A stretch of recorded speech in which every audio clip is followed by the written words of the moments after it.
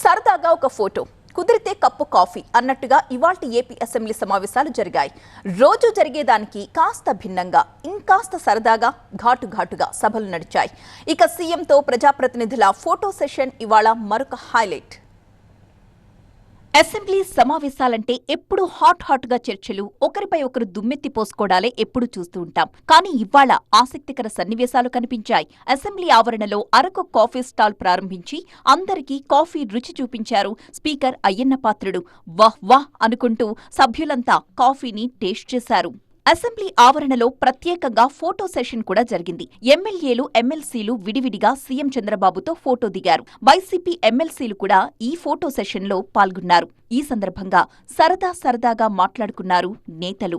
అంతకుముందు పలు ముఖ్యమైన అంశాలపై ఏపీ అసెంబ్లీలో చర్చ జరిగింది. ఈ నెల చివరి నాటికి 300 ప్రభుత్వ సర్వీసులను వాట్సాప్ ద్వారా అందిస్తామని అసెంబ్లీ సాక్షిగా మంత్రి లోకేష్ ప్రకటించారు. వాట్సాప్ సేవల విషయంలో తన సవాలుకు వైసీపీ పారిపోయిందన్నారు. నేనే ఆ రోజు ఛాలెంజ్ చేశాను. ఎవరన్నా కానీ ఇది హ్యాక్ అయిందని నిరూపించగలిగితే, అంటే వాట్సాప్ పైన ప్లాట్ఫామ్ హ్యాక్ అయింది నిరూపించగలిగితే నేను స్వయంగా నా డబ్బులు 10 కోట్ల రూపాయలు ఇస్తానని ఛాలెంజ్ చేశాను అధ్యక్ష. అక్కడి నుంచి ఇప్పటికీ సౌండ్ రాదు. దేశ విదేశాల్లోని టాప్ యూనివర్సిటీలను ఏపీకి తీసుకొస్తామంటోంది ప్రభుత్వం.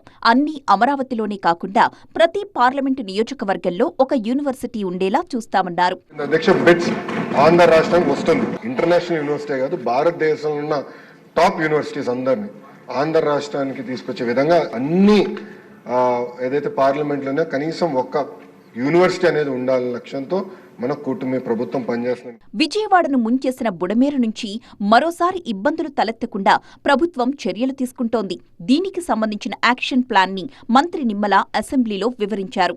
ఇక శాసనమండలి నుంచి త్వరలోనే యనమల రామకృష్ణుడు, కెఎస్ లక్ష్మణరావు, పరుచూరి అశోక్ బాబు, దువ్వారపు రామారావు, తిరుమల నాయుడు, ఎల్లా వెంకటేశ్వరరావు, పాకలపాటి రఘువర్మ రిటైర్ కాబోతున్నారు.